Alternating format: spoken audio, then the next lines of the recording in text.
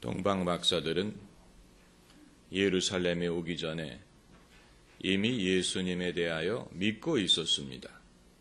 믿었기 때문에 온 것입니다. 다만 어디서 탄생하실지는 알지 못했습니다. 그래서 그걸 와서 물어보았습니다. 유대인의 왕으로 나시니가 어디 계시뇨? 우리도 동방 박사와 비슷한 입장에 있습니다. 교회를 나온다는 말은 이미 어느 정도 마음을 정리했다는 얘기입니다. 예수님을 믿기로 예수님에 대해서 긍정적인 마음으로 생각을 한다는 얘기입니다. 그렇기 때문에 각자 자기가 차비를 내고 자기가 수고를 해서 교회를 오는 것입니다. 누가 억지로 끌고 오는 것이 아닙니다. 하지만 그럼에도 불구하고 예수님에 대해서 모르는 것이 많습니다. 예수님을 믿지만 예수님을 잘 모릅니다. 예수님을 경배하려 하지만 예수님에 대해서 잘 모릅니다. 그렇기 때문에 교회가 예수님에 대하여 알려주기를 원하는 것입니다. 동방 박사들이 물어본 것처럼 어디서 나셨느냐, 또 어디 계시느냐, 많은 것을 배워야 될 필요가 있는 것입니다. 잘 모르면서 어떻게 믿을 수 있다는 얘기냐? 그것은 믿을 만한 충분한 이유가 있기 때문입니다. 동방 박사들이 예루살렘까지 올 수 있었던 이유는 동방에서 그의 별을 보았다고 했습니다. 이것은 신비한 경험입니다. 이것은 남들에게 말한들 사람들이 그것을 깨달으리라는 보장이 없습니다. 동방에서 모든 사람들이 예수님의 별을 보고 온 게 아니고 이 동방 박사 세 사람만이 찾아왔습니다. 그러나 그들에게는 이것이 충분한 이유가 됩니다. 이것은 개인적인 것이 될 수 있고 또 주관적인 경험일 수 있지만 본인들에게는 충분한 이유가 됩니다. 여러분, 결국 신앙은 신비한 것입니다.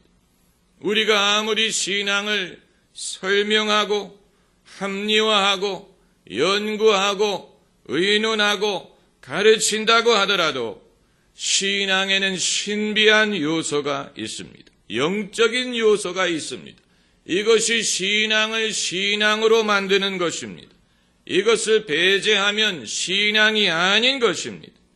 아무리 포스트 모던 시대에 우리가 산다고 하더라도 신비라는 요소를 배제할 수 없습니다.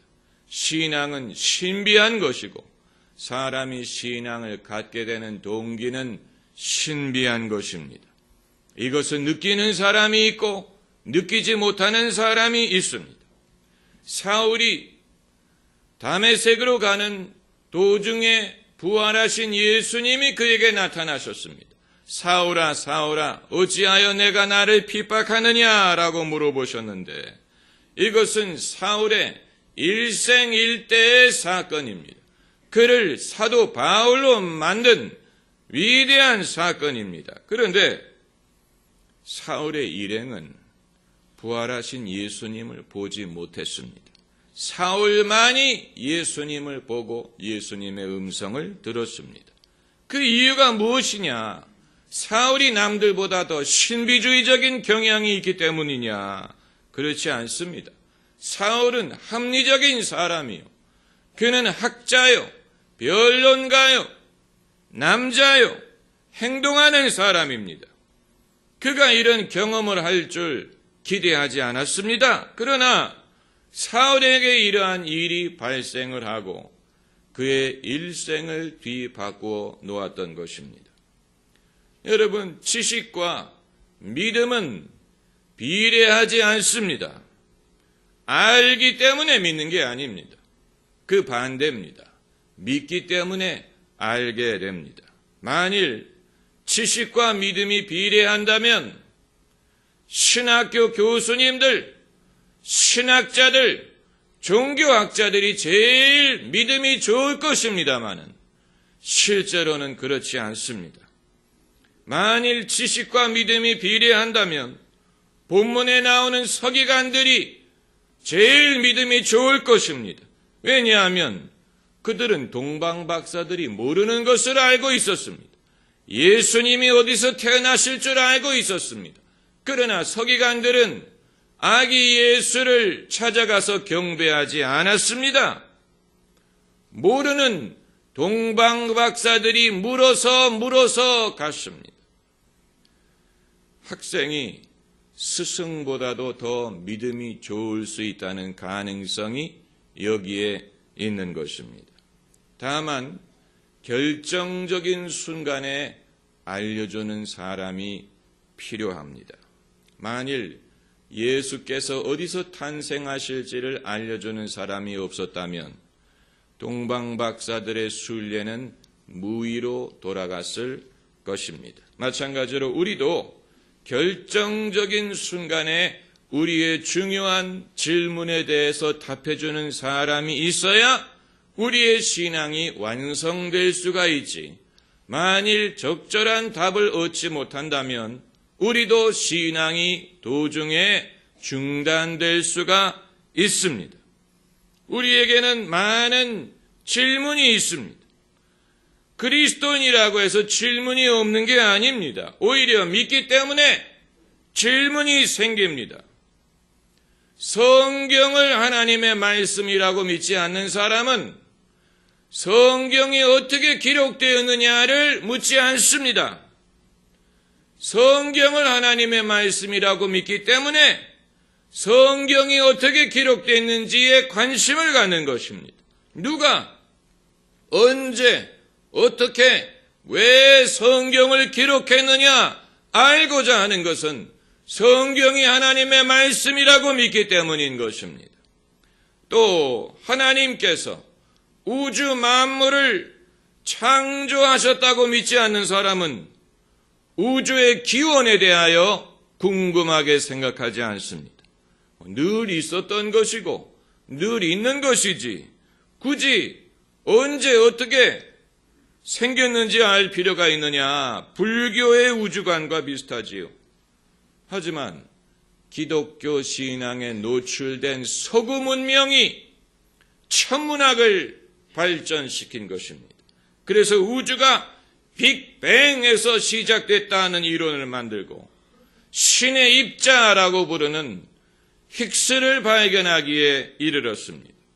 역설적이지만 하나님이 천지를 창조하셨다는 성경의 가르침이 사람으로 하여금 우주의 기원에 대하여 찾게 만든 것입니다. 이것은 하나님을 대신하는 것이 아닌 하나님을 설명하는 것입니다.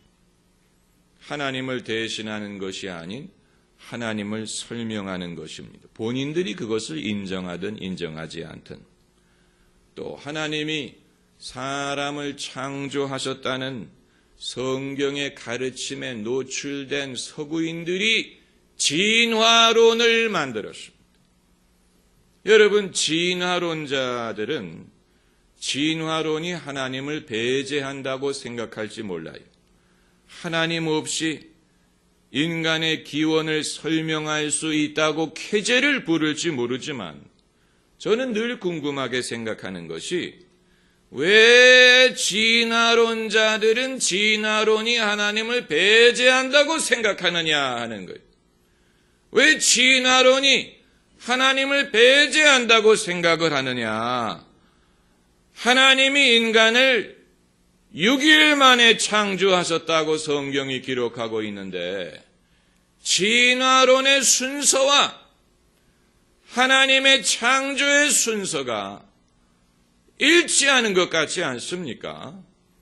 하나님이 인간을 마지막 날에 창조하셨다는 말은 인간이 최고의 작품이요 최대의 작품이라는 것을 보여주는 것인데 그것은 진화론의 결론과도 다르지 않습니다.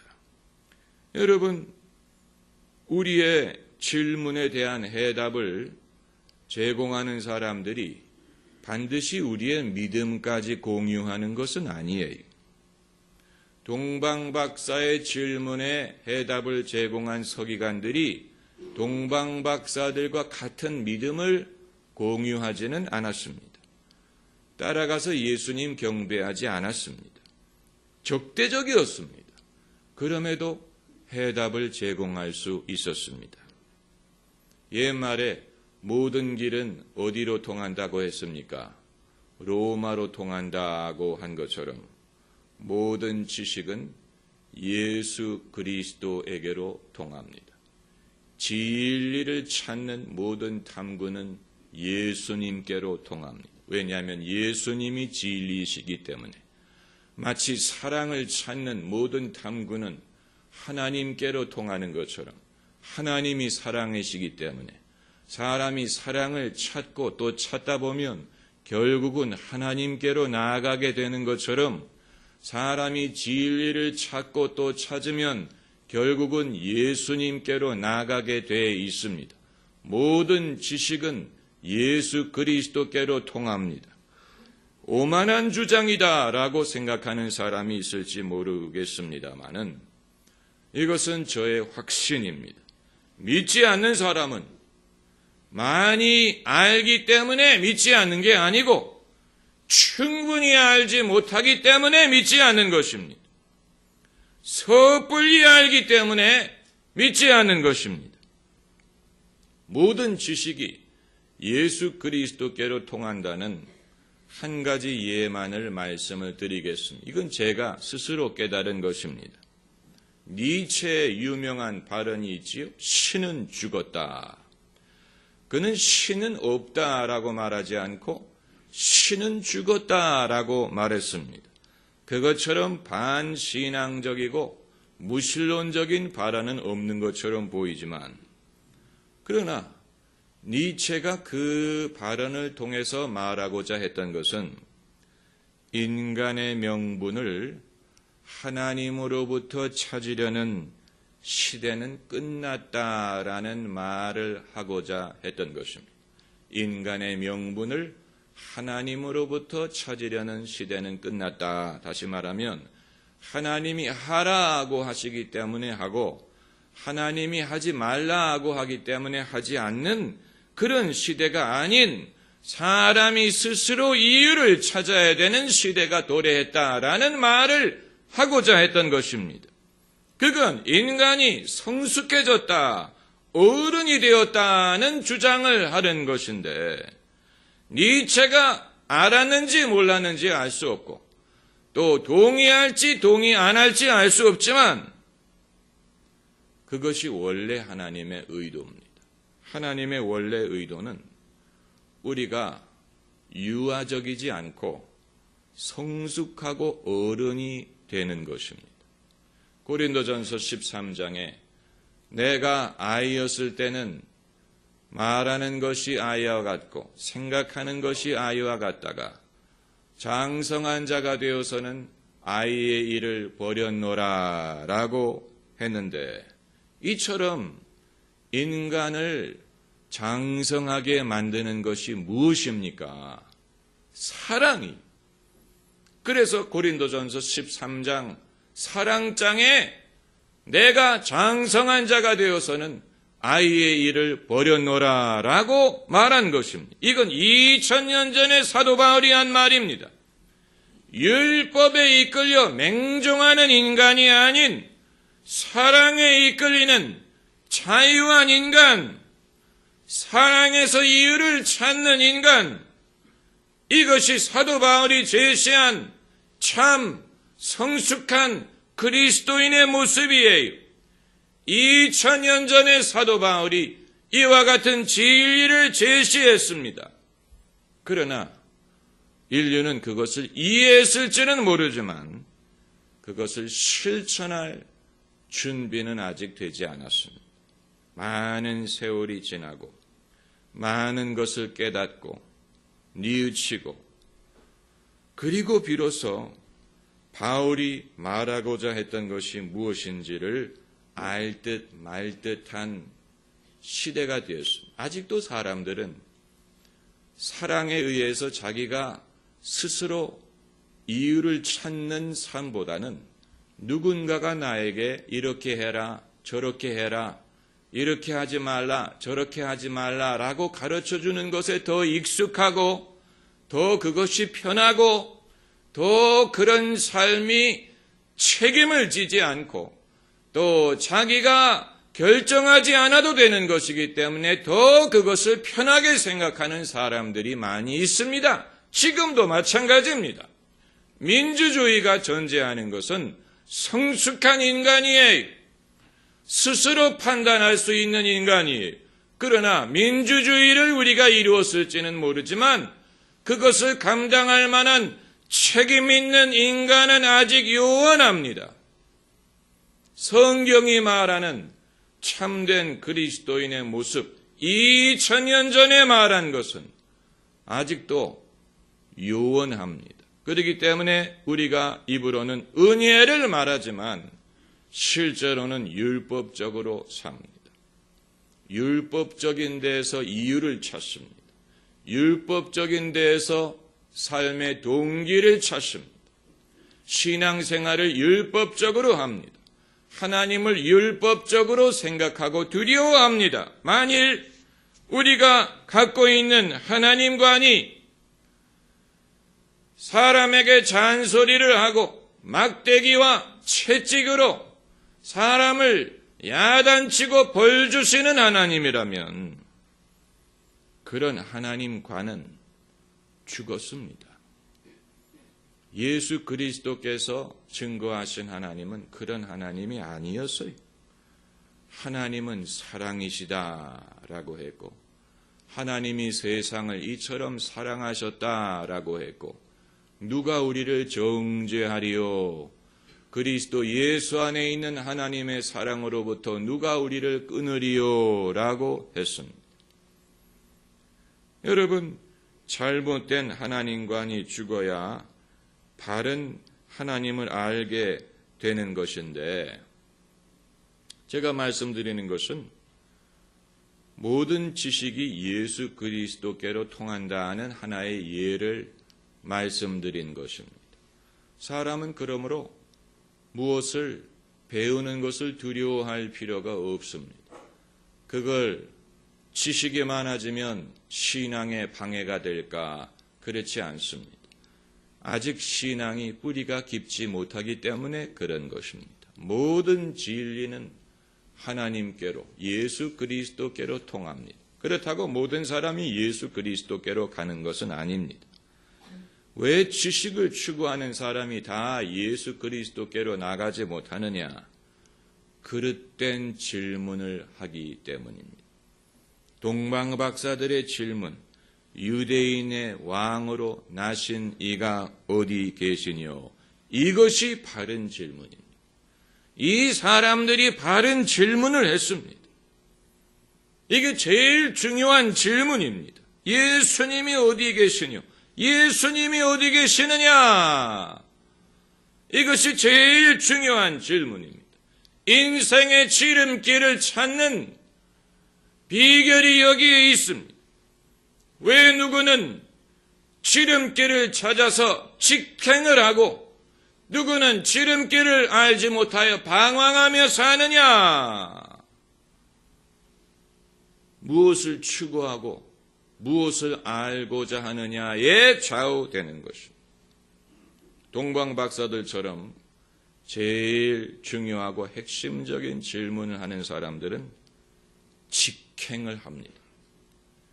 데살로니가 전서 3장 11절에 하나님은 우리 길을 너희에게로 직행하게 하옵시며, 이것이 저희 교회 2012년 표어인데 하나님은 우리 길을 직행하게 하옵소서.